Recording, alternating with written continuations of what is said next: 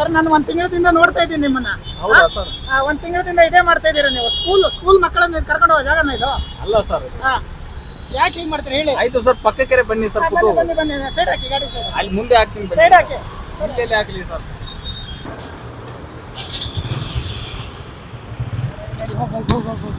ಹೋಗು.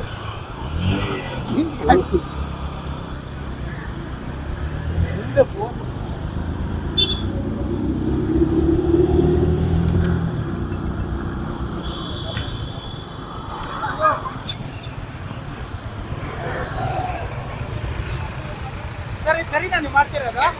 ಆಯ್ತು ಸರ್, ಸರಿ ಅಲ್ಲ. ಸರಿ ಅಲ್ಲ ಮತ್ತೇನಕ್ಕೆ? ಆದ್ರೆ ಅನಿವಾರ್ಯ ಸರ್. ಏನು ಅನಿವಾರ್ಯ?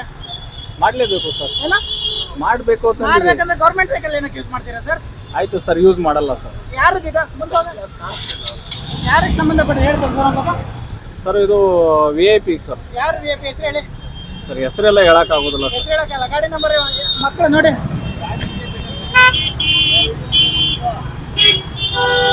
ಹೋಗ ಒಂದ್ ಸ್ವಲ್ಪ ಮುಂದೆ ಹೋಗು.